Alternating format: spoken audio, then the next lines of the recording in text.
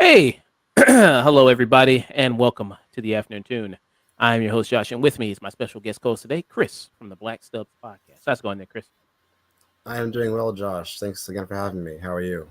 Ah, man, I'm doing great, man. Got all this stuff to review, and this is busy time. I think this time around, towards the end of the year, a lot of people dumping their movies out there. I know Oscar season is going to come up pretty soon in November, so I got to watch all that stuff. But yeah, a lot of good stuff to review, and we got to get some good stuff to review today. Going to be discussing Agatha all along, doing a kind of a mid-season discussion on that. Also, going to be reviewing Didi, that film there that is on Peacock right now. So it's on streaming. I heard a lot about it when it was out in theaters. So I'm finally getting a chance to check it out now. I didn't see it in theaters. I watched it on Peacock. And also going to discuss the Atlanta episode, Teddy Perkins. It's October, so good time for horror time there.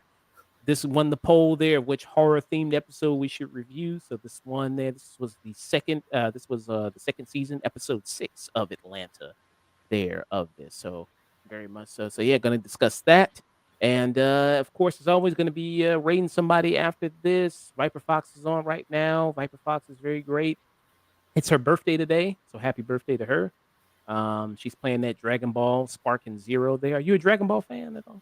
I am a lifelong Dragon Ball fan. Okay, very nice. Are you into the video games? Going to get Sparking Zero maybe? I'm just not a big gamer, so like I love Star Wars. I don't play the games, so Okay. it's like that. Video games, I'm very casual, very very laid back. It's just Mario Kart, Smash Bros.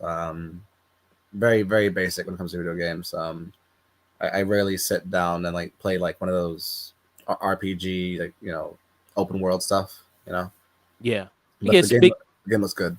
Yeah, it's big commitment. But I don't think something like Elden Ring is like that's a big commitment to do all that stuff. Yeah, those kind. Yeah, But this I don't think is quite like that. It's more like an arena, kind of beat 'em yeah, up type game like there. If you've played Xenoverse back in the day, maybe you were a kid, maybe you played yeah. that. Xenoverse, Tenkaichi. Yeah, Yeah, for it's, sure. it's yeah, it's like that. So it's It kind of looks like that. Yeah, yeah. really fun.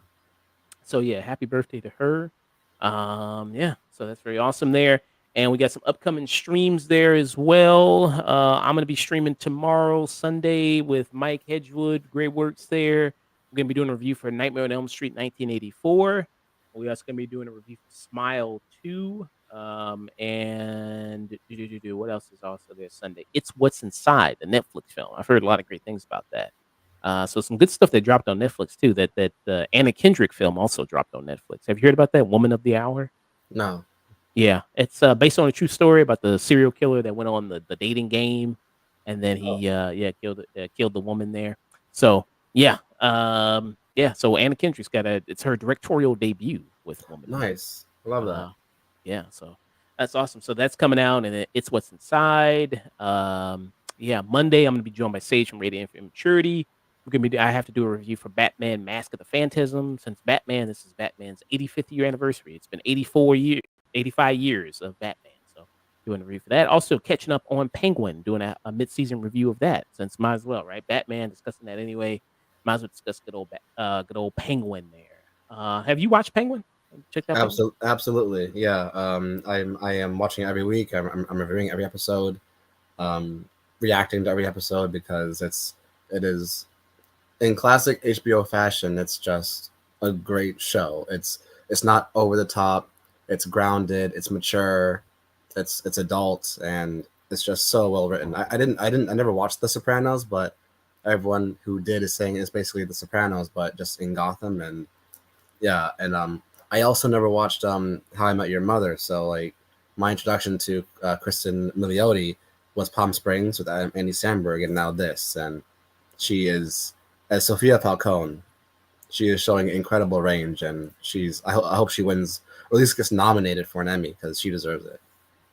Yeah, I heard a lot about her, mostly about how fine she is. I heard a lot about that part too.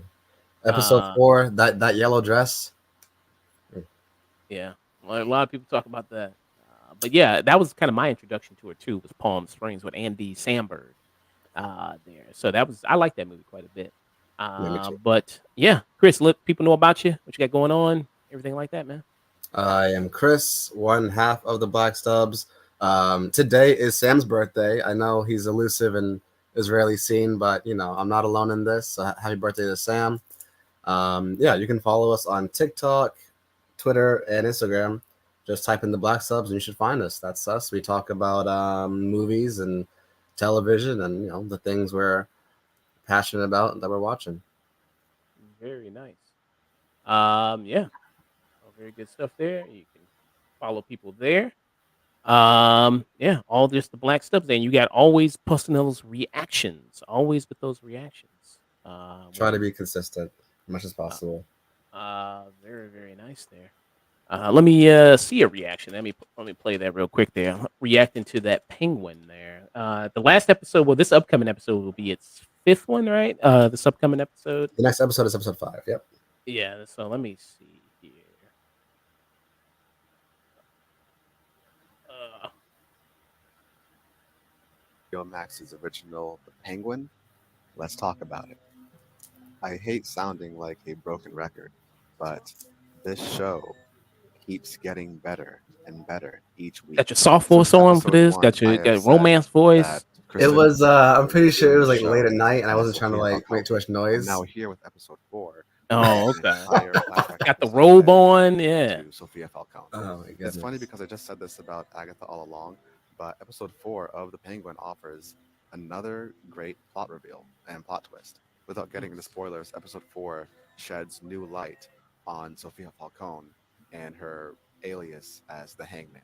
This episode was Mm. like an hour and 6 minutes. I think the Hangman isn't that a Batman villain, right? The Hangman. I believe so. Yeah, it's definitely a Um, DC villain. Yeah. okay, very nice. Well, people can check you out there. All the Black Stubs, Twitter, TikTok. There, you're on. Are you on Blue Sky? You're on Blue Sky. No, what's Blue Sky? That's like the other Twitter alternative. Oh no. Yeah, there's that. If you want to be added to that, I think I can send out invites to people there if they want to Cool. be added to that. Thank you. So yeah, so there's that, and then you're on Threads. So you're on Threads. Or? I'm not on Threads. No. Yeah, there's a lot of Twitter alternatives now. I guess that site is crashing into the ground. Pretty All right, much. I'll try Threads if it's popping and people are using it. Yeah, try that one. So yeah, so very good stuff there. So let me pull up some stuff for this reviews here. Do you have a preference what you wanted first at all, Didi or Agatha? Or... Let's see here. I will admit, I think the Teddy Perkins is like the least fresh in my mind. I wanted to rewatch it before this, but I didn't get a chance to. But Okay. if you want, we can start with that. No, we could, wait till we get to that one. I could be last there. What's the freshest for you, Agatha? Probably. Agatha and Didi are probably the freshest. Yeah. Okay, let's start with the movie review here, and then we'll go into the TV show. Nice. Yeah. Let's do that. I'm eager to talk about Didi. I hear a lot about it. Yeah. How you felt? All right. So, first review of the day is going to be for the film Didi. Didi was a film that came out earlier this year there. I'm just getting a chance to see it now because it's streaming on Peacock there. But this came out, it was at the Sundance Film Festival in January, and then it came out in theaters in July. So this film is directed by Sean Wang here. And it's a coming of age comedy drama film here. About 2008 here. You have a 13-year-old boy that follows by the name of Chris. Hey, Chris right here. Two Chris's right here we got. But he's Asian Chris. We got Black Chris. So we got that one here. So Chris Wang there, 2008, and a coming of age film about just like what it's like, to live life back then, be 13 years old. He's about to enter high school here. He's got his family, he's got his sister, and then he's also got his mother and grandmother living with him. His sister's about to go off to college. You have his mother there that is no father. His father's apparently working. I think they say he's working back in Taiwan, or he's working back there. So he's sending money to them, is what the story is. And then his mom is stressed trying to raise the kids and then also take care of the grandmother as well, who's her mother-in-law. So there's a lot kind of going on amongst all that, him trying to go to high school. Obviously there's also some, starting to figure out relationships, girls, friendships, other relationships in your life, like, finding out who you are at that kind of the very early development stage. Yeah, it can be a lot. It can be kind of complicated for a lot of kids there.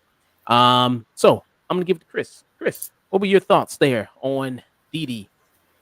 Walking out of the theater, I just thought to myself, the reason why movies like Didi, Turning Red, um, um, Elemental, Past Lives, and Everything Ever All at Once is so successful because these directors are telling very personal stories, and the premise for all these movies are so specific. And it just so happens these are all Asian American filmmakers who have immigrant parents, and so we're just getting this perspective that may not be completely. I don't have Asian parents, but my parents are immigrants, and I was born '94. I was 13 years old during summer 2008, the time of Mhm. MySpace, Lil Wayne, The Dark Knight is in theaters. Like, just Yeah. this movie was a breath of fresh air because, like, during the 2010s, there was a real uh, lust for the 80s, like movies, television. Like, if there was any flashback or if there's any paying homage to a certain period, it was always the 80s. Like, and I feel like it kind of either started or really blew up with Stranger Things. Movies and television just taking place in that era, and now it feels like there's now that the early 2000s are 20 years ago, it's Yeah. become the new nostalgia. And we're now looking back and thinking about you know um, you know B2K, and we're thinking about flip phones and like the Razor and 106 in Park, the things that like existed back when we were younger. And this movie just felt so specific. It felt so close to home. Like the main character's name is Chris, and he's 13 years old, 2008. And I'm like, this is very relatable. And yeah, like you said, it's again a beautiful coming of age story. We're watching this kid, a little slice of life, watching him navigate these relationships, and just him watching him struggle to make friends, watching him struggle to, acclimate, acclimate, and kind of become more American and more Western because, we see him kind of reject, you know, um, his Chinese Taiwanese side, but just this movie for me, it moved me. It's a great runtime, and yeah, I loved it. Yeah. Yeah. Yeah, I heard a lot about this movie. One of the people said it's one of the best movies of 2024. And I could say, I mean, I haven't rated it yet, but I highly agree with that. I think it's a very strong film, very strong coming of age comedy drama film here. About, like you said, this is kind of, very reminiscent of, our life being in the same age group. I was 13 in 2008, so I remember being 13 there, and you had that's like very early on YouTube they have here because he's a skateboarder and he's making videos with his friends. You have that, and then you also have MySpace there, so he's doing that. Also, you have the instant messenger there. He's chatting with his friends back and forth, and then the girl that he likes. And except the only difference was I didn't have my own computer in my room. There was only the family computer that you Yeah, had. You exactly, didn't you didn't exactly. you had Yeah, to go downstairs to use the family computer. yeah, Everybody used there. yeah. So yeah, so there's that. And I didn't see this movie, but it seems like it's very reminiscent of that movie that Jonah Hill did called Mid '90s. Did you ever see that movie? Yeah, I didn't see it either, but everyone was comparing it to mid '90s and said Didi did what mid '90s was trying to do, and I was like, oh wow, okay. Well, I haven't seen mid '90s, but I definitely see the parallels. Yeah, because this is also about like this is like a kid, and then also like him coming of age film, and he's also a skateboarder and hanging out with other skateboarders, and then he's also trying to figure out life. So I think yeah, some of the I haven't seen the movie, but it seems very similar to Didi there. So I don't know what I think it's got good reaction though. I think people liked it. I think it got good reviews. Yeah, Uh, I'm pretty sure the mid '90s was like critically acclaimed. Yeah. Yeah, so you had that. So I didn't see it. So I don't know if people who did how much they can compare to how similar it is there, because it seems, yeah, pretty similar up there. And then also with Didi, you have the, immigrant experience that you mentioned there of him kind of like, very somewhat ashamed of his heritage, you'd say there. He wants to kind of maybe try to fit in more there. with the other kids. So he's kind of ashamed of that to a degree, and trying to fit in. And everybody kind of remembers that point in their life there of trying to assimilate, trying to fit in there, especially going into high school there. Of what's your dynamic gonna look like in high school, your friend group, everything Mhm. like that. And I think the movie lays that out really great. And this, like I said, this is directed and written by Sean Wang here, who I haven't seen his previous work. He did Nana and Waipo there that came out in 2023 there, and it's on Disney Plus and Hulu, so maybe I'll go check it out.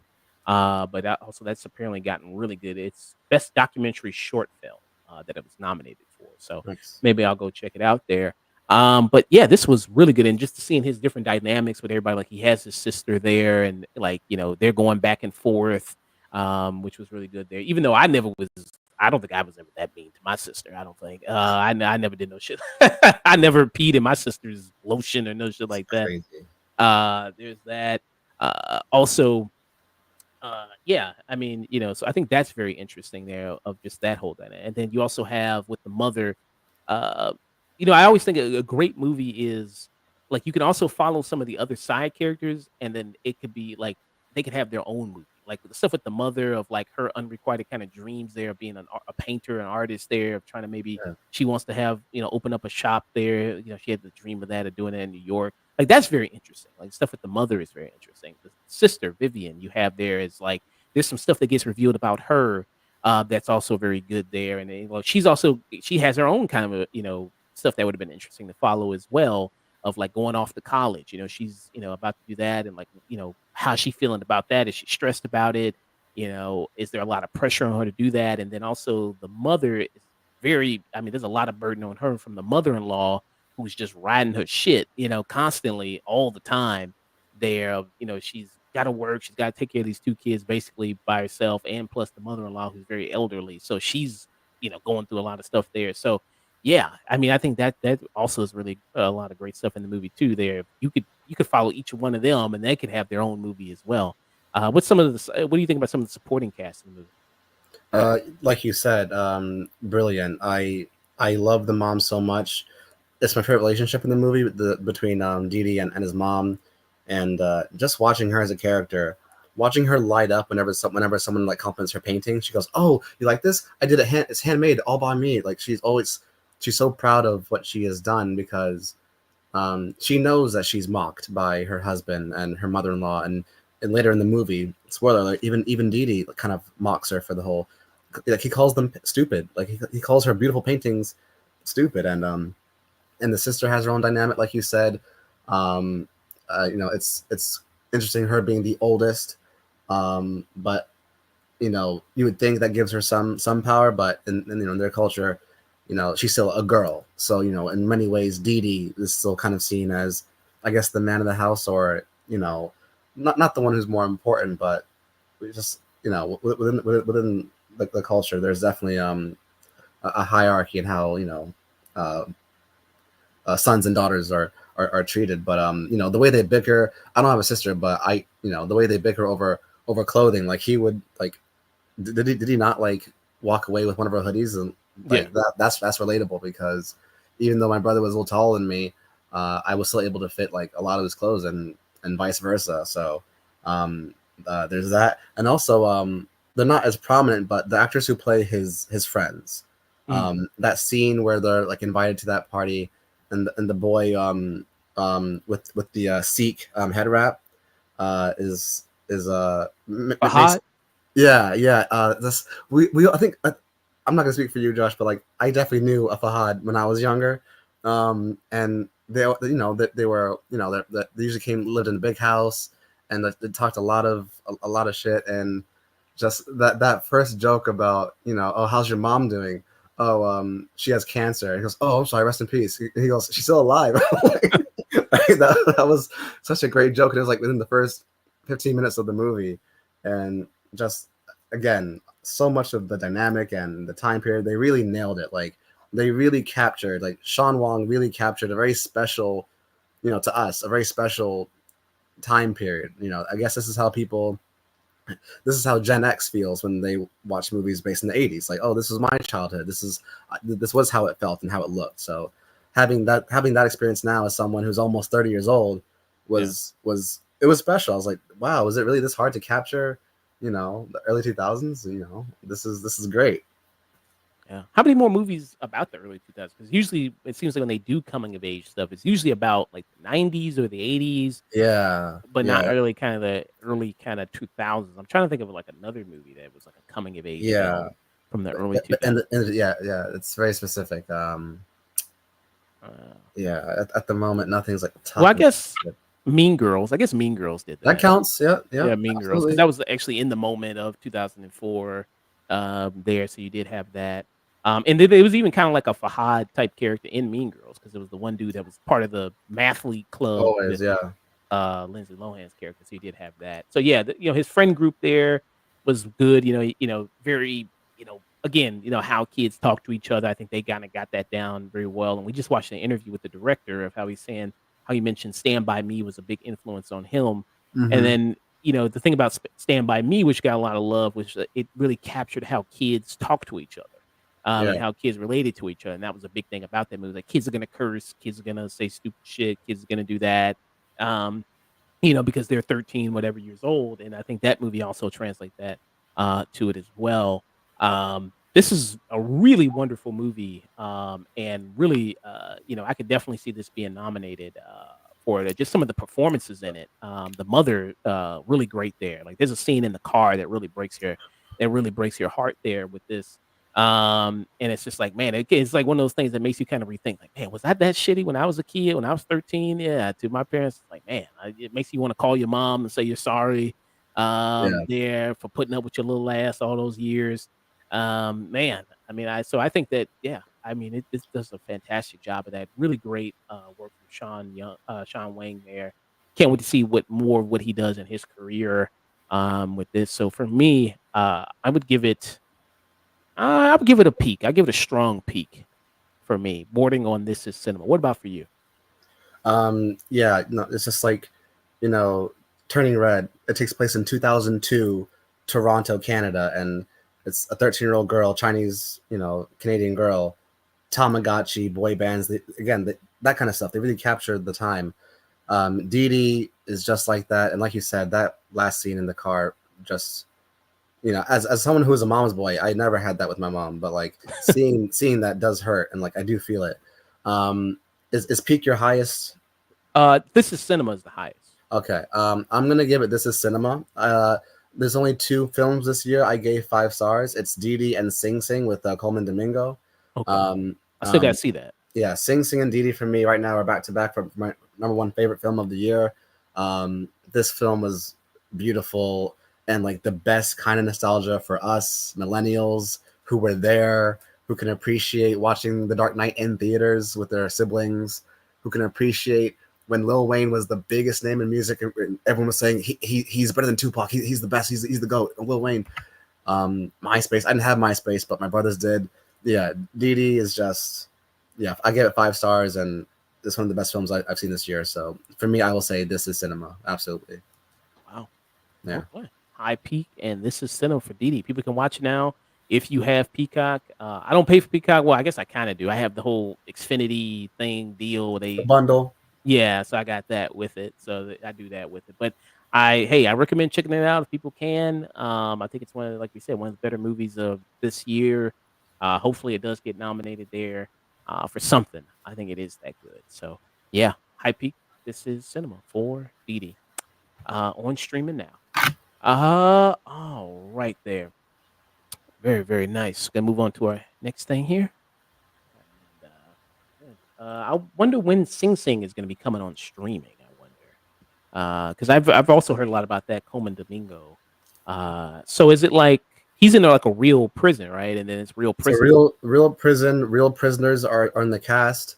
And some of them after the film they like they were released, like whatever, because a lot of them are a lot of these guys shouldn't be there. That's the thing. And you learn that a lot of these guys are innocent, and Mm. and they shouldn't be there in the first place. And so to hear that some of them after the film and whatnot, are getting their freedom and being released, it's amazing. And it's essentially a program in the prison where they get to, it's rehabilitation through theater. So these So these, convicted felons, find their humanity by learning by memorizing scripts and putting on plays. It really is a beautiful celebration of the human spirit. And you saw the A24. If it's A24, it's gonna be peak, So yeah. Yeah. Yeah. I heard a lot about this as well, and yeah, it really is. I Yeah. love the way it's shot. It has that color graininess to it. It makes it look like it's almost like kind of old documentary style. Mm. Like a Um, documentary almost kind yeah, of. yeah. The Apprentice, the Sebastian Stan Trump movie had a similar, like old school color grading kind of look to it. Yeah, like it was actually filmed during that time of when he Yeah, was. yeah. Yeah. It looked really good. Yeah, I agree with that. Yeah, it But did. yeah, if you can, I strongly recommend Sing Sing as well. Mm. Yeah. Very nice. Yeah. 5 stars. I can't wait to check that out. Yeah. Maybe Coleman Domingo will get nominated for that. I heard he's really great, man. He's gonna, if he never wins an Oscar, that's like the biggest crime in history, because you can look at his filmography, look what he does, whether he's the lead or not the lead. He gives award-winning worthy performances every single time. He's such a theater actor. He never phones it in. Mm. Okay. Very nice. That and Nora. I'm really excited to see a Nora as well. So I can't wait to see that there. So check that out. All right. I'm gonna pull up my notes for good old Agatha here. Go ahead, get started on that. Agatha all along. Yeah. Were you singing that theme around the house when that song came out? Agatha all along, yeah, yeah, Oh, okay. Yeah, that got nominated for a Grammy and everything there. it Uh, did. Wow. uh, yeah. Good old Catherine Hahn. All right. So, our next review is going to be for the series Agatha All Along. This is a mid-season review here. There's still a few more episodes to go of Agatha. I think just recently was episode 6 that just happened there. So that's where we're at with the series. I caught up to it. It's going to be a total of 9 episodes with it. I believe 9 or 8. I think So nine, yeah. 9. So this is a spinoff of the WandaVision show there with the Agatha Harkness character, the witch that tried to take down Wanda there. And actually, I mean, she kind of almost was saving the town. They hated her because she told the truth, and she was trying to take her down. But yeah, she was trying to take down Wanda there, steal her power. Wanda ended up flipping things on her, and then stealing her power, and trapped her in Westview there. And you see at the beginning of the season here that she still thinks she's in Westview, and a detective in there. It's almost like a True Detective type parody that she's in, which I thought was very fun. There, they even had like a theme song there for their own True Detective type parody, which I thought was kind of fun. So she finally regains consciousness and then learns of her true self, her true identity, and was like, okay, I'm gonna go to the witch's road in order to regain my power, my abilities. And she, in order to travel the witch's road, she has to take a coven of people with her. There's some other witches she gathers on her road there, one of them being Aubrey Plaza there. And also this mysterious boy who's known as the teen for most of it, but we just got a reveal in this last episode of who really the teen is, which probably, I mean, if you probably been watching it or following up with the show or keeping track of it, it's probably not that surprising of who the identity was, but there you go. Yeah, Chris, what are your thoughts on Agatha so far? Did I come on previously and we talked about like maybe the first 2 episodes? I think you did. I I think think I you did. did.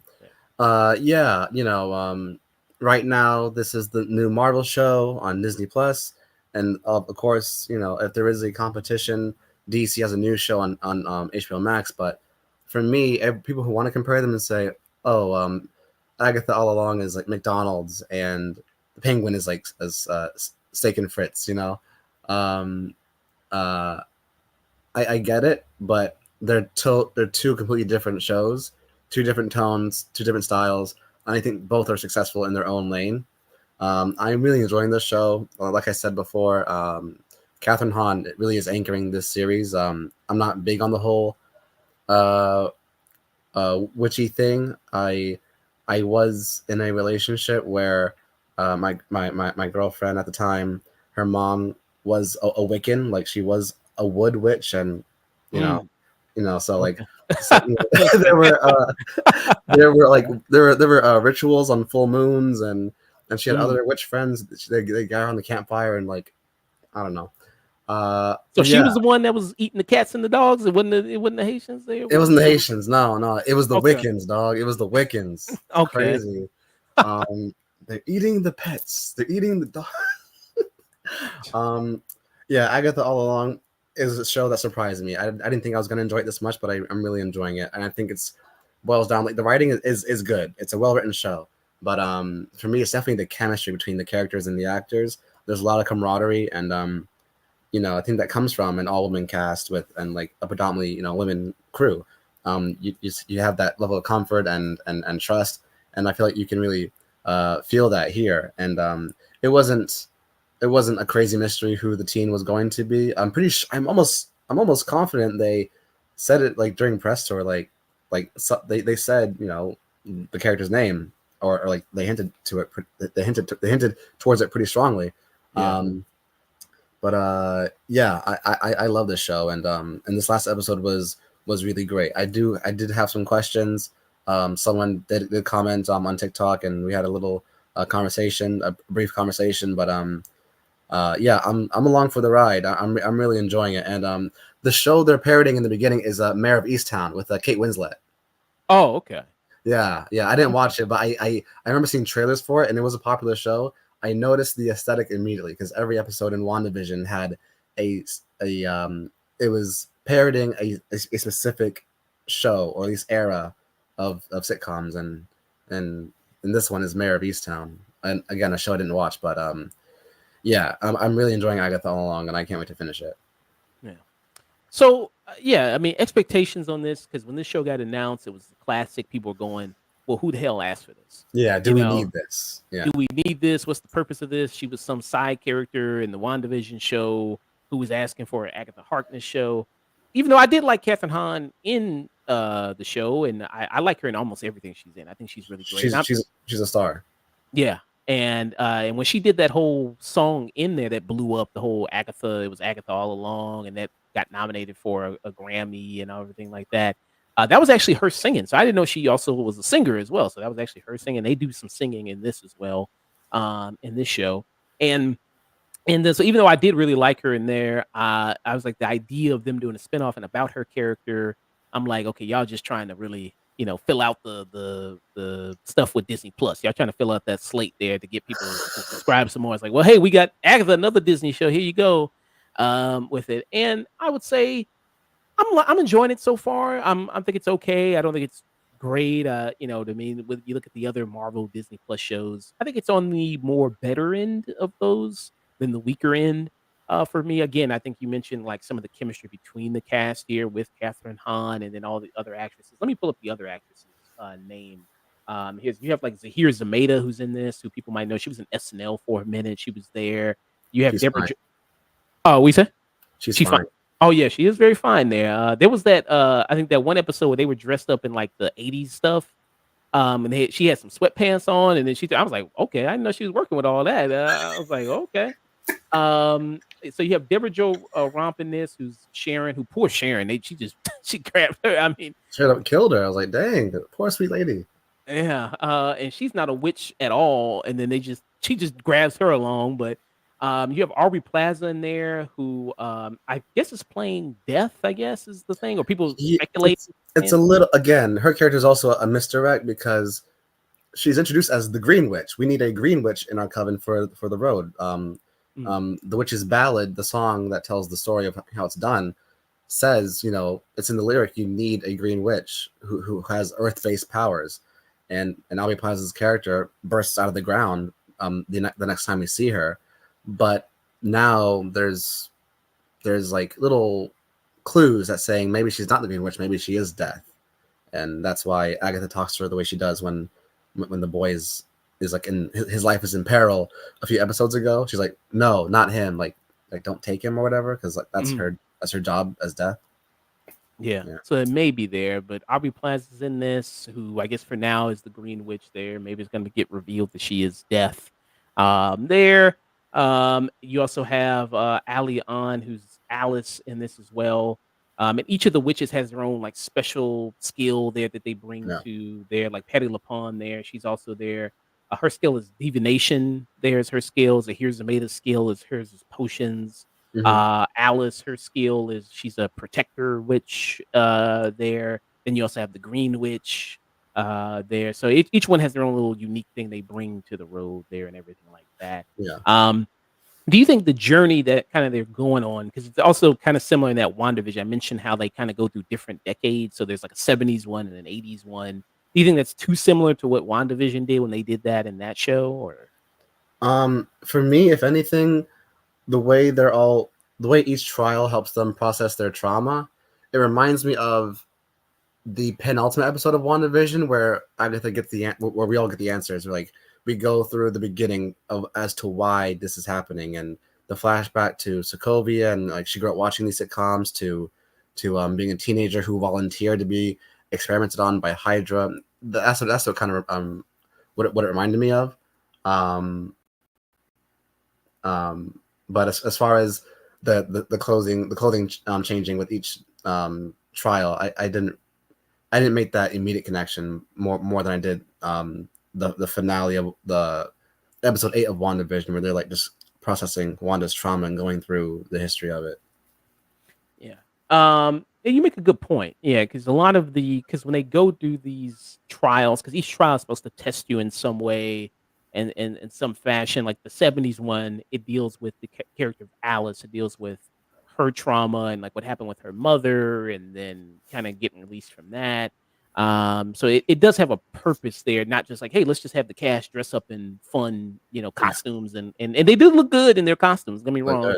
There's a lot of good costume changes in here, but it does also have a purpose there with that. That I thought was good with there.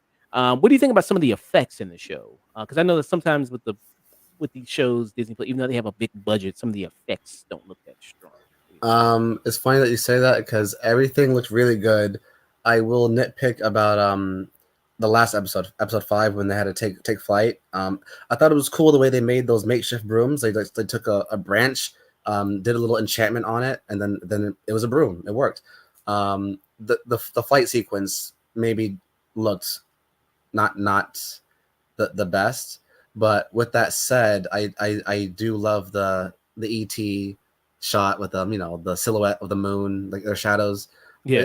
That's always a cool shot. But the taking off, leaving the woods in the sky, that probably looked a little, not the Mm, best. If I had yeah. to nitpick, yeah. Hmm.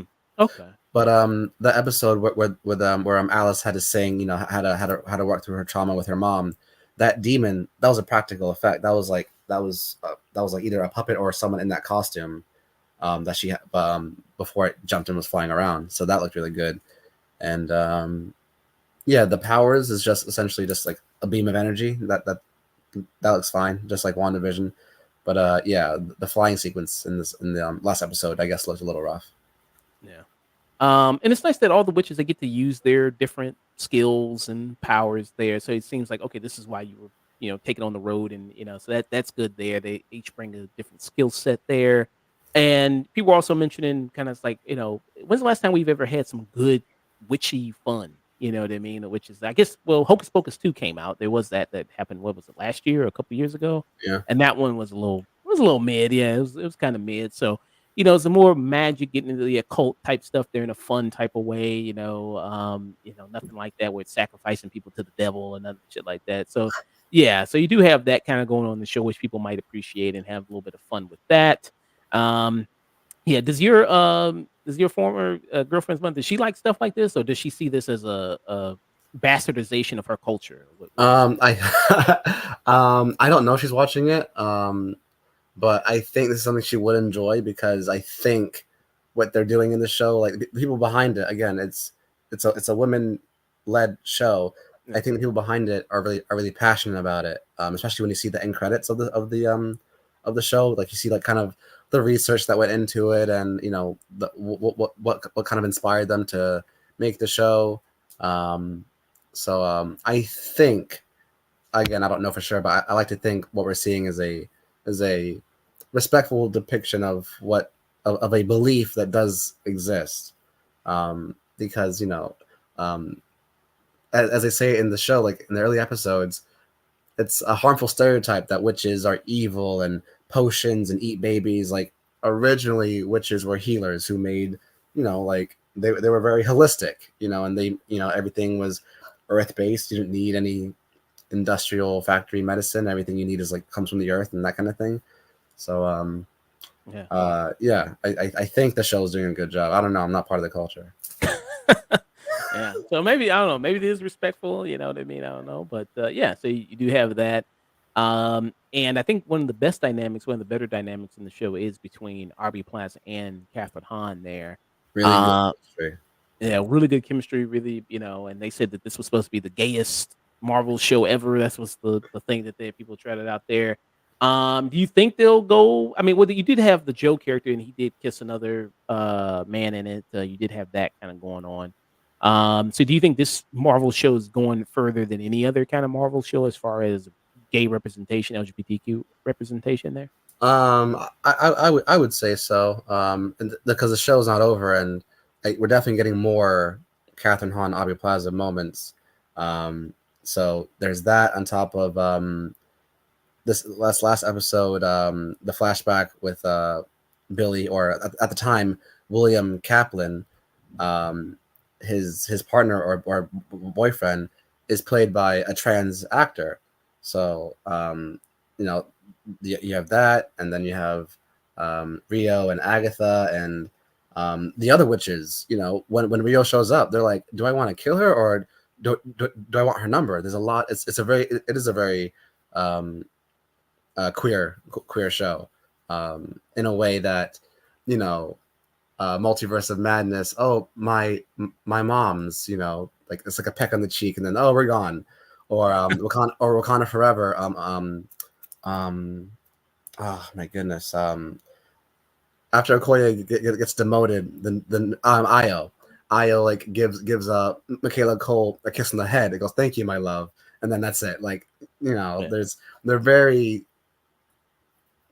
gentle with the Yeah. LGBTQ uh, representation, though they try to showcase it. So I do think this show by default, so already is going to be the gayest show Marvel's done.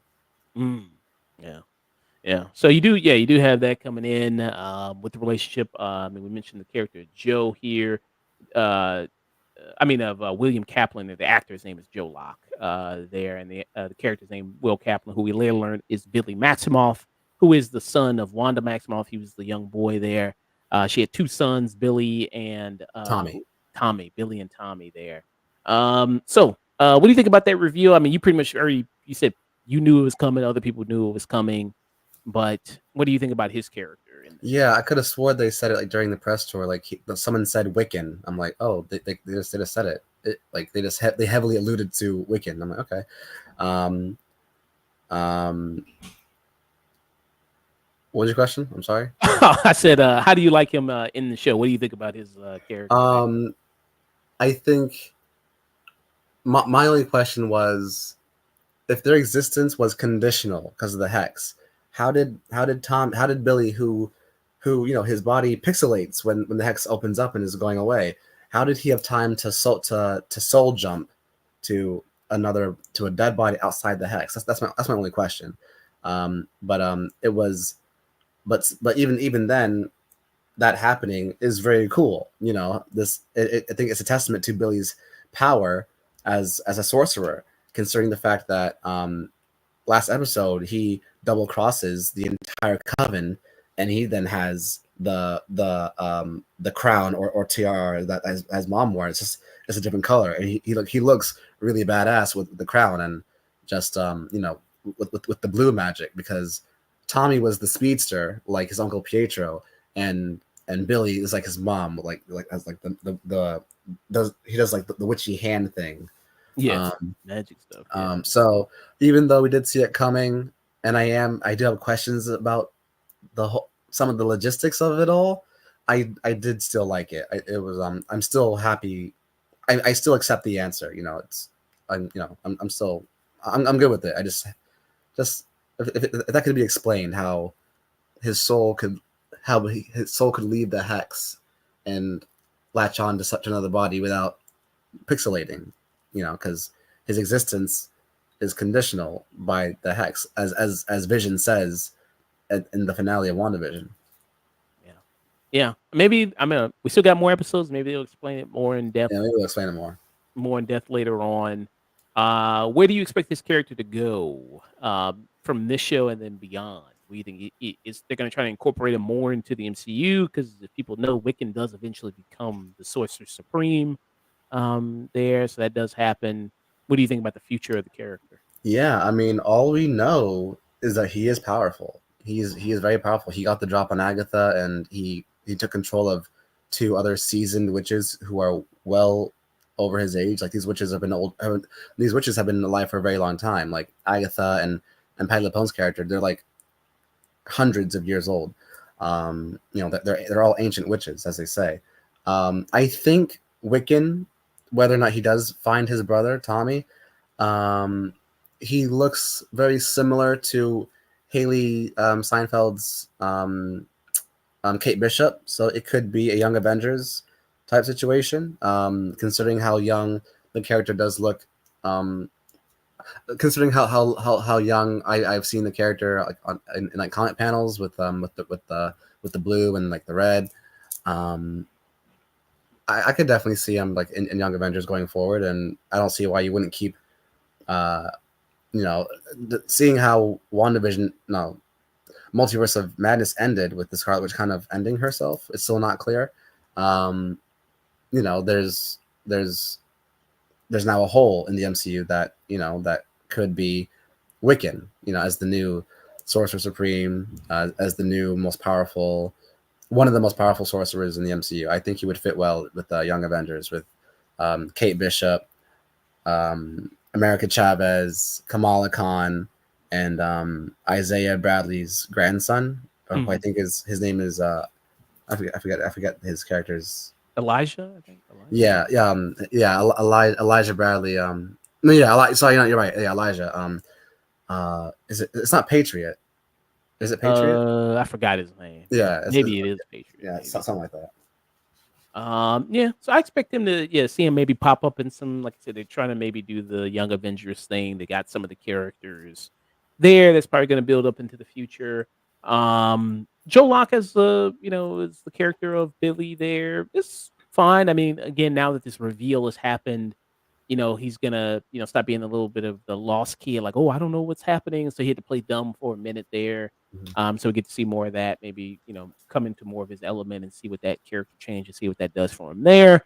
But yeah, I mean, overall, I think this is a solid show there. I think this is maybe better than what I was expecting. I mean, I didn't really have super high expectations, but it's fun. It's a fun thing there to watch. It's definitely for the season. It's spooky season, and this is it's a good Halloween show. Yeah, something solid to watch there. I don't know if they want to do I don't know if they want to do multiple seasons of it. Probably not. It's probably just a one and done type thing. I think so. Based on what they're kind of doing with this, and that's fine if they do that. I think it's just to serve to, like, hey, it's just fun thing here, and we're doing, and with this cast, and that's about it here. Catherine Hahn, who normally I've seen her in side characters of usually comedies and other things there. I've never really seen her as the lead of anything. And here I think she really shines as the lead on this show there, and like everything she does, like with her body movements and facial inflections there, everything like that is all super fun to watch and really enjoyable. So yeah, I mean, it'll be fun to see kind of where this kind of ends up and where it goes, and I'd like to see Catherine Hahn stick around as Agatha there and see what she does there. And maybe be incorporated to the MCU. I think she has that good of a personality. I just like to see Catherine Hahn in generally anything she does. Yeah, she's amazing. So yeah, for me, I just give it a stream it. It's a solid stream it there. If you, who is this for? I mean, I guess if you liked WandaVision, maybe you'll also probably enjoy this as well. If you just kind of want to see some, just nice kind of campy witch type fun there, I think this kind of satisfies that to a degree. Yeah, I'll just give it a stream. What about for you here, mid-season kind of rating? What do you have above stream it? What's your next tier? Above streaming, we got you can tune in. I'll give it a tune in. Yeah, Okay. tune in. It's you don't need to be a Marvel comic fan to enjoy it. spooky season is definitely something that I've seen a lot of like women get excited for. Like the fall season is what the pumpkin patch and boots and scarves. Like this is the season that a lot of you know girls and women tend to look forward to, and I think this show is um, it's still for everyone. I'm still really enjoying it, and it's well written, great chemistry. Catherine Hahn is anchoring the show. She's a star. I definitely tune in. It's a fun show. Mm. Okay. So stream it from me. Tune in from Chris here for Agatha all along. There's still a few more episodes to go here before the season wraps up. I don't know if Chris wants to join me to do the season wrap up here. Sure. Do a review for that. But yeah, very nice there. Yeah, solid show. Not great. Not. I don't think it's terrible. I don't think it's great. Just it's all right. It's cool. Yeah. It's all right. So yeah. Right. Move on to this last review, and then we're gonna be heading out of here. Very nice here. Let me pull up my notes for this. Let me pull up my notes.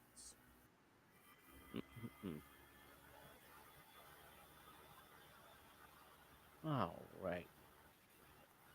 All right. So our last review of the day is going to be for the Atlanta episode, Teddy Perkins. This was the episode 6 of season 2. This won the poll there as far as which kind of horror themed episode of television we should review. And if people want to vote on different polls, they can do so at twitter.com. There, just type in Afternoontune. We have a bunch of different polls up right now.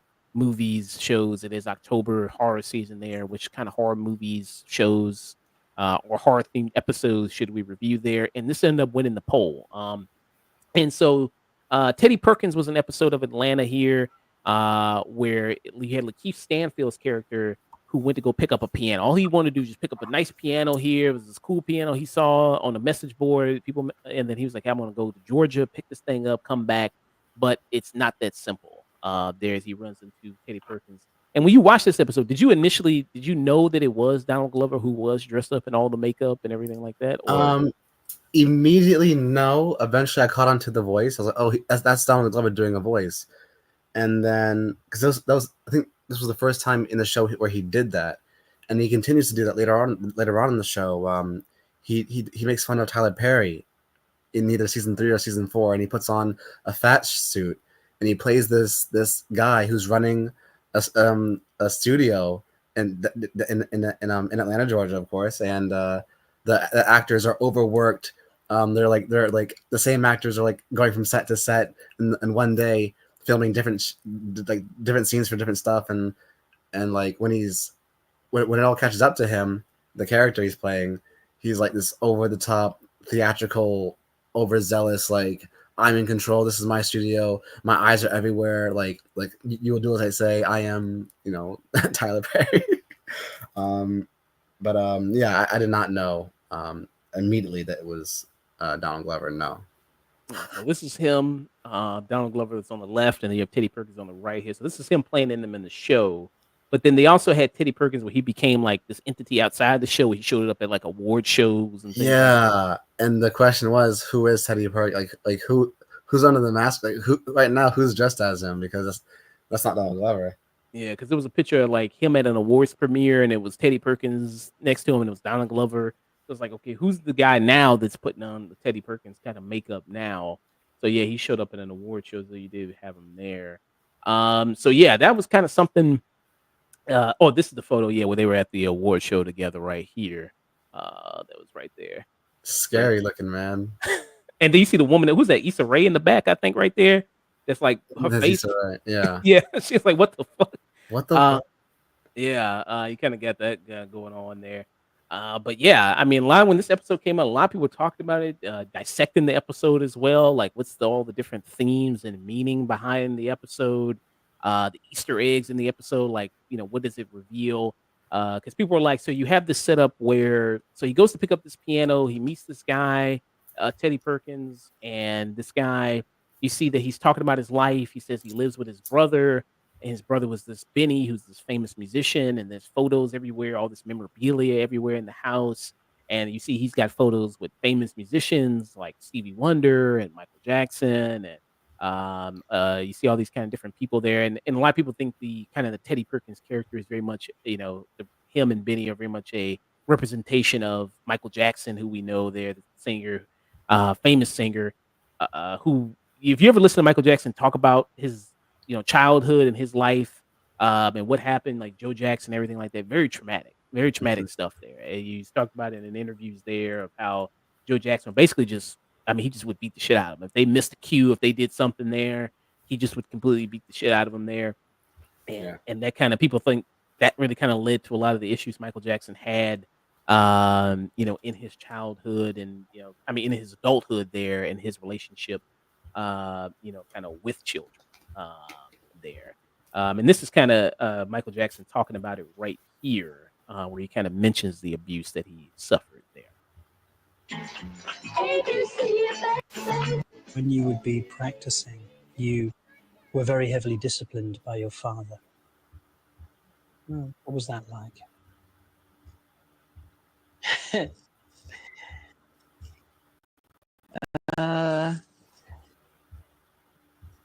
Well, I didn't have it that hard because he used me as the example. It was like, do it like Michael, and he practiced us with a belt in his hand. And if you miss a step, expect to be.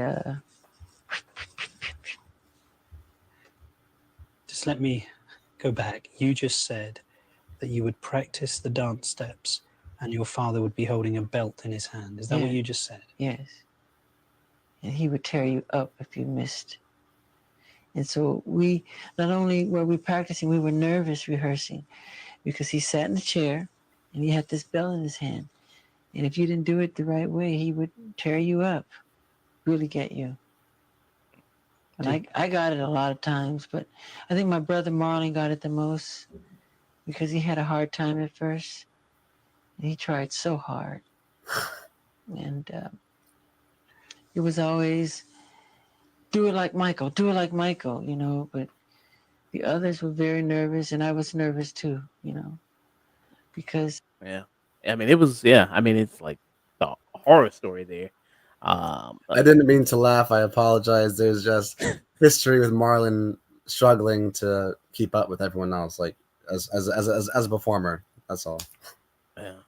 Um, Yeah. yeah. So it was, yeah. I mean, that's been well documented and talked about. And even, you mentioned that the Benny, he has like a skin condition and he can't go out into the sun. And then you also have Teddy Perkins there, who's also, has the form of, kind of like, I guess, plastic surgery there. He's made himself look whiter. People mention that with like Michael Jackson there, how he made his skin look whiter. But people say, oh, but he had vitiligo, that it was just that. Like he didn't, he didn't do that cosmetically, with that kind of situation.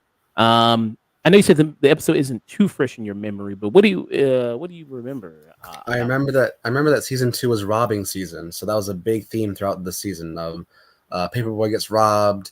I think Earn almost gets robbed, and I think this is Lakeith's episode, Darius, where he kind of gets ripped off. Does he in the end, does he make it away with the piano? Is there any piano? Because I remember by the end of the episode they're in a dungeon. I think Teddy has his sibling chained.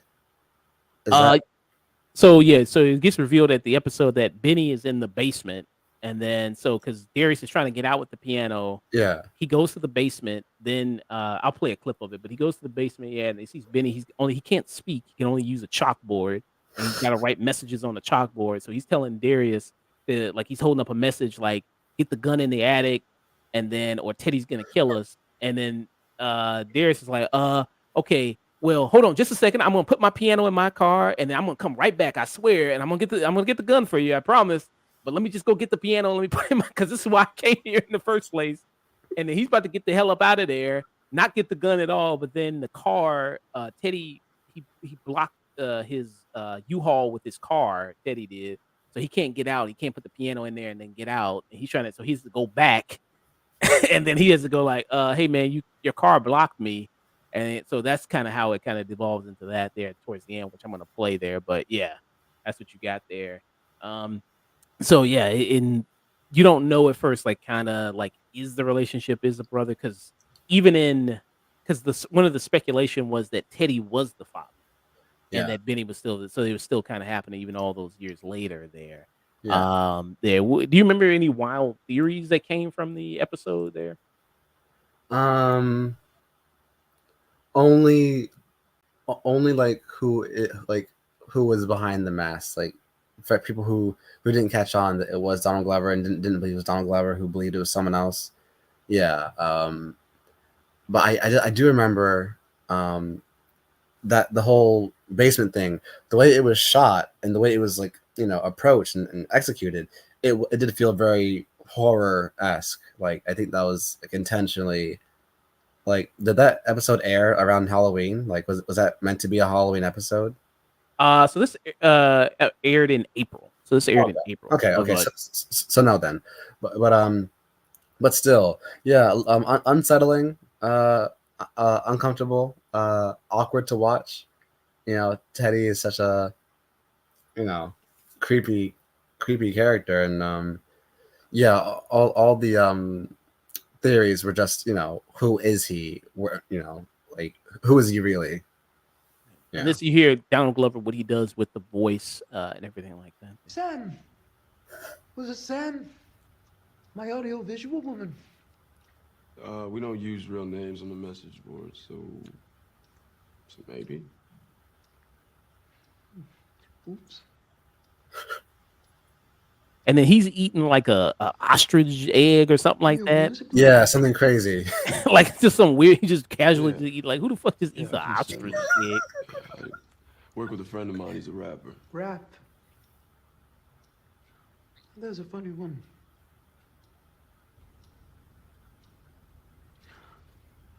I found it never quite grew out of its adolescence. I wouldn't say that. We got Jay-Z. He's like 65. But don't you find it insufficient as an art form?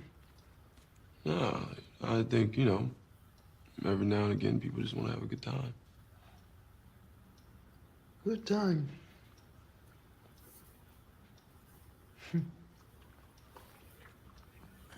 And you can see, like, throughout this episode, it's like, why doesn't he just immediately give him the piano so he can just get out of it? But it's like he's stalling. He's constantly trying to drag on conversations when he just dares just came. It's like, hey, I just came in for this piano, and it seems like a cool piano. It's like this piano with all the keys are different, like rainbow colors and everything like that. So it seems like a cool piano that you would want there. But yeah, he's just trying to get in and get out of there, but he's constantly being delayed by Teddy Perkins and talking, and he's got to take care of his brother at this one moment here and everything. So it's just constant interruptions there for him to kind of get this thing that he wants. And plenty of times he could probably just get out of there, but he's like, hey, I made it all the way here for this. So you kind of see that there. Yeah, I mean, but great performance from Donald Glover, what he kind of did with Teddy Perkins. And also, like, they also say on the set when that episode happened, he was part of the episode. He walked around like offset. He was Teddy Perkins and everything like that. He still continued the voice, even when he wasn't acting in the scene there. And this was directed by Hiro Moriya, who usually directs a lot of the episodes. He directs most of it, yeah. Yeah, he usually directs a lot of the episodes of Atlanta. And he also directed this one as well. And so he's kind of talking a little bit about it here. We've seen this part of the room before, but we've never seen this part of the room before. So we're revisiting an old room, but giving it kind of new context and revealing. If anybody ever, these Randy Fair does a really good videos with these directors, actors. They come on and then I love these. Yeah, they do. Yeah, the house is definitely a big character in this episode. Most of it is sort of untouched. Obviously, all the merch stuff is new, but this house had this terrifying wallpaper and a lot of the old sort of like colonial designs. Like, as a fan, it's fun to watch the artists talk about what they were thinking. Yeah, it gives you a good insight and breakdown of like the scenes and the episodes and movies and everything like that. Very good if you're a film fan there. Yeah, exactly. Yeah, it's just like if you, not just the show or the movie, but like, are you a fan of the creative process? Yeah, which is kind of very interesting as well. And then here you see the scene where Teddy's watching the video of Benny and the father who's abusing him and everything like that in it. Yeah, I mean, that's why it's just like this constant tension that's in the episode, very much like a thriller that you see there. It's very, you're on edge and tense there. What do you say about kind of people who think that like people will go like, yeah, I mean, what happened to Michael Jackson was bad, but if Joe Jackson didn't do what he did, I mean, we wouldn't have Michael Jackson. So isn't it kind of doesn't it all balance out? Isn't it kind of worth it? Kind of like the pressure, I guess, creates diamonds. What's kind of your philosophy on that? Yeah, pressure makes diamonds and fire refines gold. Um, Tito just passed away, and everyone's saying if Tito never picked up the guitar, then Jackson 5 never would have happened because it was Tito who picked up the guitar, broke a string by accident, and Joe's like, "Who the broke the string on my guitar?" And then Catherine was like, "Before you get mad at Tito, listen to him play." And he goes, "Okay, boy, then play it." He throws the guitar at his son, uh, and yeah. Um, it is a sad thing when people who are truly successful thank their abusers as like, oh, like you really pushed me. I'm like, it's almost like Stockholm syndrome, like where you believe that your abuser and your captor is your friend and is actually looking out for you in a way.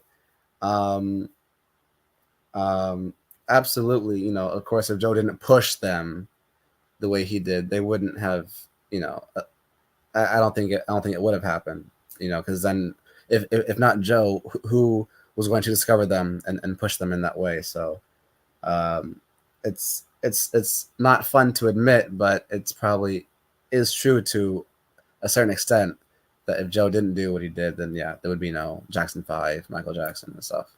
Mm, yeah, and people talk about that like with Prince, like what he did with his, I think it was his producers or singers. There, like he keep them in the studio for like 14 hours a day and everything like Yeah, you that. hear a lot of stories about Prince being really controlling Yeah, and like changing people's names if he like disagrees with it. Nah, that's not your name. Your name is Carmen Electra. Like, okay, my name, it's not, but I guess it is now because Prince changed my name just now, and people go with it because that's his clout, his power.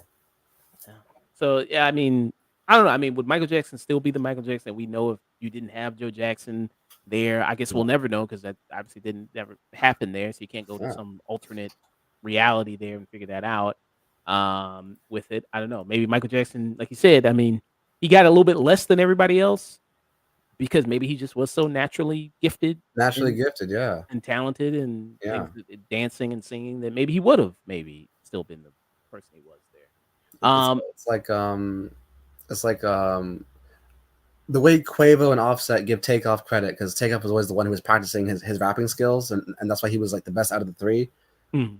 Michael was always studying James Brown, like his dance moves. So like at 5 years old, he already had the movements in him, So there's a reason why. Yeah. And this is Darius here, who this is primarily a Darius led episode, really. Yeah, yeah. You barely so you this is the scene you only get to see the Paperboy and then Donald Glover's character. This is the only time you get to see him throughout the whole episode. Here is just this scene when he's on the phone call with him. And then Atlanta, they do these sometimes episode where it just will focus maybe on one member of the cast here Mhm. and then leave out kind of some of the others. Like there was the episode with Paperboy with him and his barber, which was another amazing episode there where he's running in the woods and shit like that, or the episode with his barber or everything like that. So you do have that kind of going on. Like there will be a solo episode with Zazie Beats where she's just goes to like a Drake party or whatever there, and that's the main episode there with her. And it's funny that everybody from this cast, I mean, pretty much all of them blew up. I mean, Lakeith Stanfield, Brian Doyle. They all blew up. Season 3 and 4, they're barely in it because they're so busy. Especially season 3. That was like season 3 was like just a bunch of anthology episodes.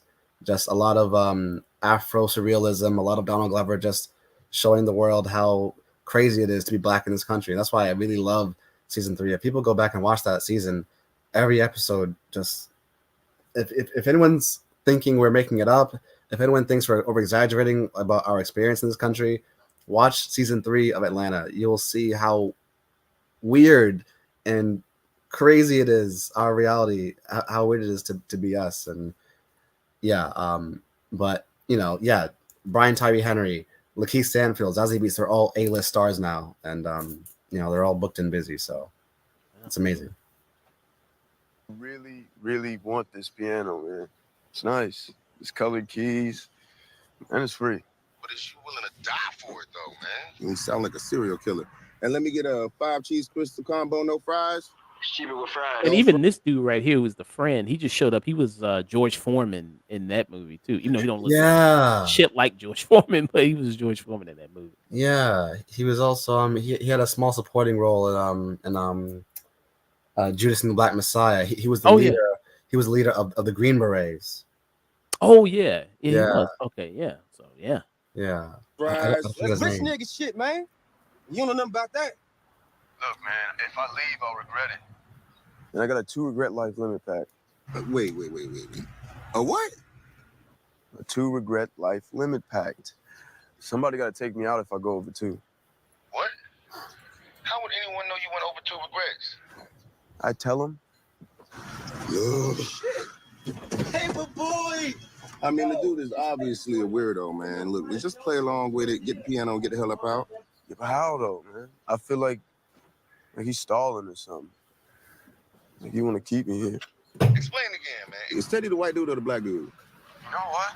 I don't even think Teddy exists, bro. I feel like Benny created Teddy to make up for the fact that he made himself look like a ghoul. a goal. Like, how bad is he? It's real bad, man. I mean, bad. The nigga look like somebody left Sammy Sosa in the dryer. Yeah, and that's Sammy. So that's another person there. People, baseball player. Who when you first saw Sammy Sosa, I remember Sammy Sosa. He played on the Cubs way back when, and he was like I think he's Dominican. I think. And He's either Dominican or Cuban. He's Afro-Latino, and he's darker than me. He's darker than us. And now motherfucker look like Count blue Chocula. eyes, bleach skin. Yeah, it's a crazy it's insane.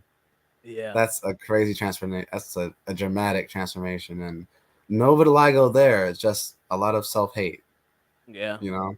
Now he's ready to be running the Republican primary right there. Look at him, man. That's what he's ready to do. But yeah, I mean, yeah, because he was like, yeah, man, dark skinned guy, Dominican, Afro Latina, and yeah, that's what happened. Yeah, shame. But yeah, kind of another example of kind of that kind of going on. He was a handsome guy. He was. Yeah. But now, Miracle Whip. Miracle put himself in the Miracle Whip machine, and came out like that. Yeah. I remember somebody say also he looked like when you saw him all those different pictures back to back, he looked like Neapolitan ice cream. Somebody said there. Yeah, man. But yeah, it's a shame, man. But yeah, I mean, you kind of got that kind of going on here, with the character of Teddy Perkins. Obviously, what kind of turned him into kind of this being here, and that's obviously it's very sad there. And then the ending of this, also the way it kind of ends, is also really crazy. I'm gonna show the ending here. Do you remember the ending of it? Is the basement scene near the end, right? Is that like almost how the Yeah, it's kind of towards the end, and then this scene happens. How's it end? So it ends right here, and apologize for the quality. It's a little rough quality on this video here, but apologize for that. But here we go.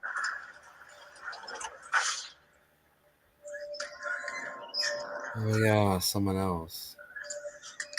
Benny, you're alive.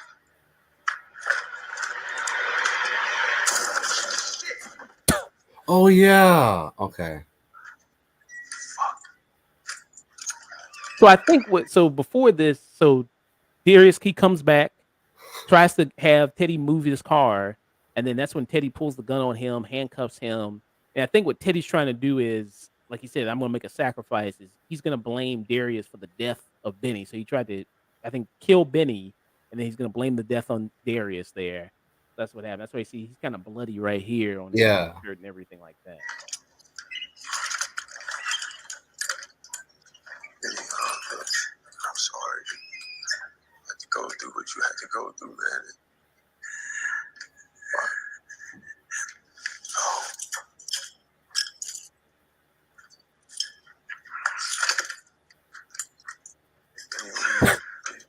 Oh my God.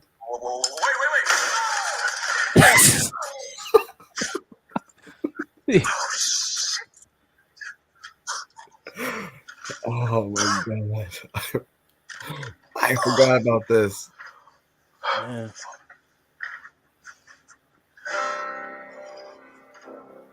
Oh man! And then after all that, he calls the police, everything like that, and he doesn't get the piano. He after all that, He doesn't get it. I guess, Damn. I guess they keep the piano for evidence or something like that. He's like, yeah, after all that, so he walks away sad after all he went through, everything like that is just going all the way here. Yeah, he's like, fuck, I came all this way for nothing. It's like I saw these two dudes die in front of me, and I was like, I don't even get the fucking piano. He's like, damn. No piano, just trauma. Just trauma. Damn. So yeah. How do you sleep that night? I mean, probably not well, I imagine. Probably still hearing his voice, but man, and Darius is portrayed in the show. He's usually the more out there one, the weirder kind of. He's always going on these little side adventures. There, he pops up randomly, and Yeah, like Darius is the only character who will pop up in someone else's solo episode, like the Drake episode with Zazie Beetz. Darius showed up at the house. He was the only character who like, oh hey, what's the character's name in the show? There's damn, now you got me thinking about it. It's not Vanessa, is it? I think it is Vanessa. Vanessa, yeah. Like he's the only character who like pops up, and in season 1 he was just the stoner friend who's always snacking on something in the background, giving his 6 cents in the conversation, then dipping back. And eventually, he became a real roamer and just he's doing his own thing. Yeah. So yeah, that's how the episode ends there with that. It's crazy. But I mean, man, this is like one of I think the best episodes of the show.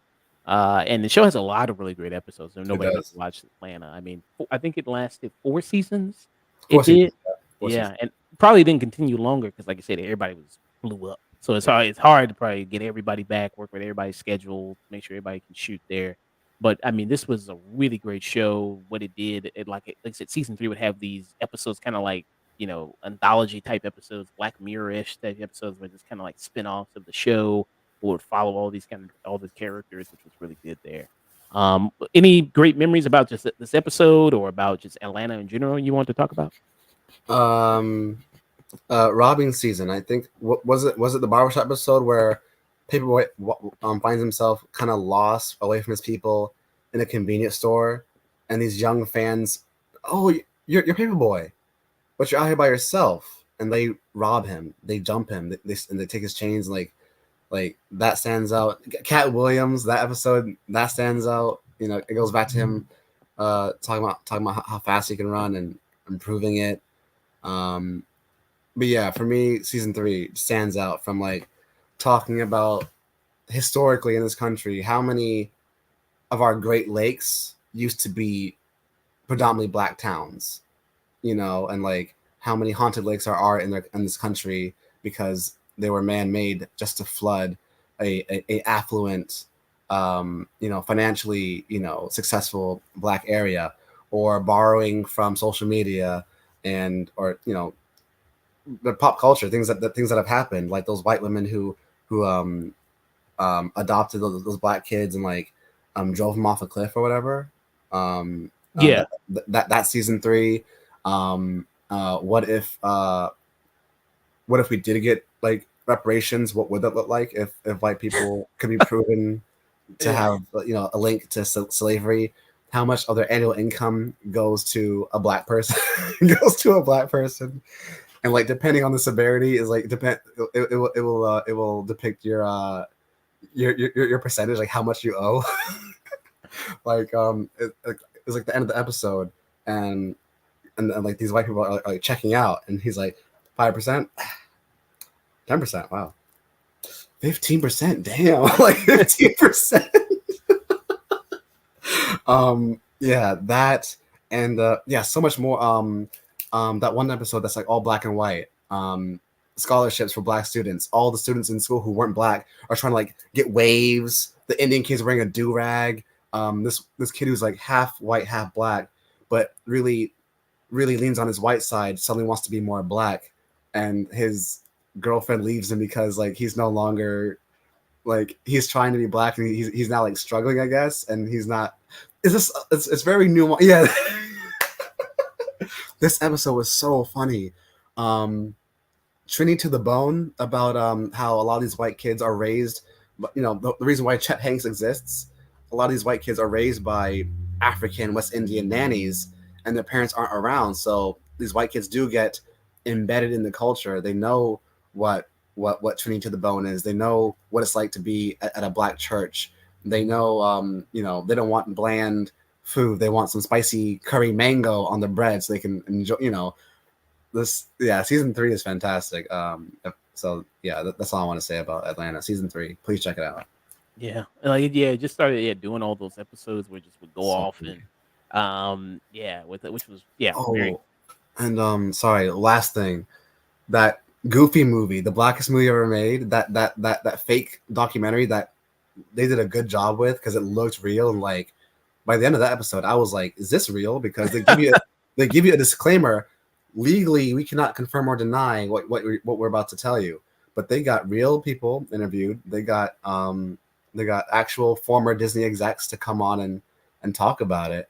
So like, if yeah, this is hilarious. Like, I don't know how real this is, but they did it. Like, come on, there's no way that picture. Like, nah, like this black man, they accidentally voted him to be the new head chairman, and that's how this movie came to be.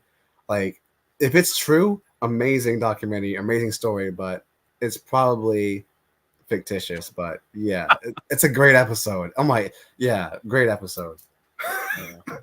like it's funny. Like the whole story was like he lost his mind trying to make the Goofy movie. Trying to make Goofy, he and became Goofy. He became like what the fuck? Like he started to morph into him and wear the shoes. Like what? Like when he drove his car into the water, you could find Goofy's shoes, like the big cartoon shoes, like in the car. Like he started to record his voice and like I don't know.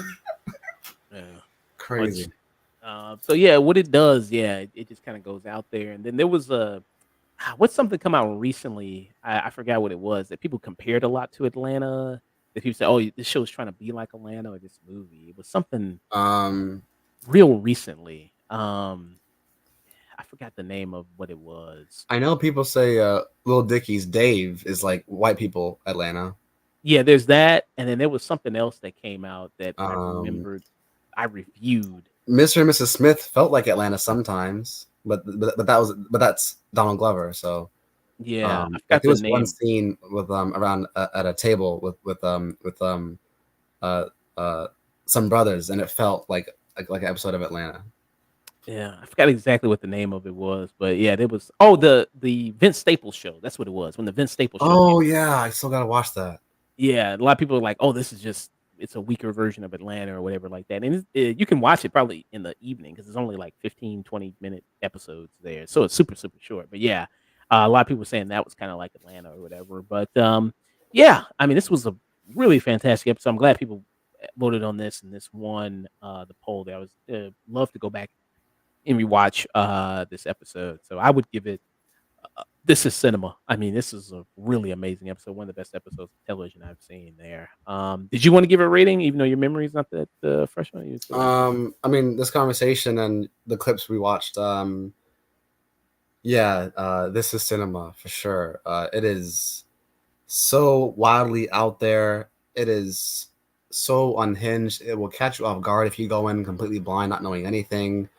It's great. Atlanta is and was great television, and I am so looking forward to whatever Donald Glover does next, because years ago it was announced he was going to get his own hub on Amazon Prime, and I'm still waiting for all of his exclusive content to be on Amazon Prime, because I think he's a great creative mind. Yeah. And Mr. and Mrs. Smith is having a season 2, and they're going to replace John and Jane. So they're going to but I did love Mr. and Mrs. Smith season 1. I did really love that a lot. Were you here on for that, or? I think we talked about it. Yeah, I think we talked about it. Yeah. The way that show ended, I know it's ambiguous, but the way it ends and the fact that we're getting season 2 new characters, I want to lean on the side that they died. Donald Glover and Maya Erskine. Yeah, you don't want to see them like maybe pop up, maybe show up like a. It'd be great to. Cameo? I would love. I'm down. I would love to, but I think I don't want them to be dead. But if I had to, think about it, I think they're dead, but I would love to see them again. Yeah. Yeah. So that was our thoughts on Atlanta. Teddy Perkins. Great episode. Check it out if you haven't. Man, so many classic things. I remember that Atlanta when I think it was like the very first season where he was in prison and then he was in the middle of that conversation and he was talking, like the dude was talking over him.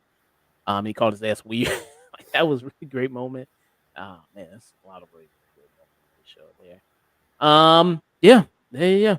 So we'll be heading out here. Thank you so much, Chris. Thanks for joining me, man. One more time, let people know about you, what you got going on, what you got coming up next, man. No problem, Josh. Thank you again as always for having me. I just follow us on the Black Stubs on TikTok, Twitter, and Instagram. This is my I just posted. I believe I did it today. Did I do it today? I think was this today? It was today. I just did my reaction for Agatha All Along episode 6, non-spoiler. I'm going to right now do my reaction for Piece by Piece, the Pharrell Williams story, Lego movie. And tomorrow, if everything goes according to plan, I will watch Saturday Night, the film that depicts the first hour and a half before the first airing of SNL ever. So be on the lookout for those reactions. And follow us on all 3 platforms, TikTok, Twitter, Instagram, at the Black Stubs. Yeah. All those things. I'll make sure to put your links in the description below, like I normally do there. It's always awesome having Chris on. Love having him on. Great guest, great guy, great everything. Happy birthday to your co-host Sam there. Happy birthday, Sam. Happy birthday to him. I'm gonna go ahead and raid Viper Fox. It is her birthday today, so happy birthday to her. Also, you can follow us on all the social medias: Twitter, Facebook, Instagram, TikTok, Threads, Blue Sky, all day Afternoontune. If you want to send us an email, you send us an email. You can do so at theafternoontune@gmail.com. We're also wherever you listen to podcasts. Wherever you listen to podcasts there. If you see us on endless platforms, make sure you give 5-star review, help spruce up the podcast, and does a lot for us there. YouTube.com, the afternoon tune. Try to type that in. Be able to find us, posting up reviews, discussions, everything like that from the streams. Trying to get 2K subs there. That'd be awesome if we could do that by the end of the year. Trying to get to 600 followers by the end of this month on Twitch, twitch.tv/afternoon. Usually streaming every Friday, Saturday, Sunday, Monday, sometimes a Wednesday there. I do have a stream coming up Sunday. I'm going to be with Mike Hedgewood there. We're going to be reviewing Nightmare on Elm Street and Smile 2. Are you going to check out Smile 2?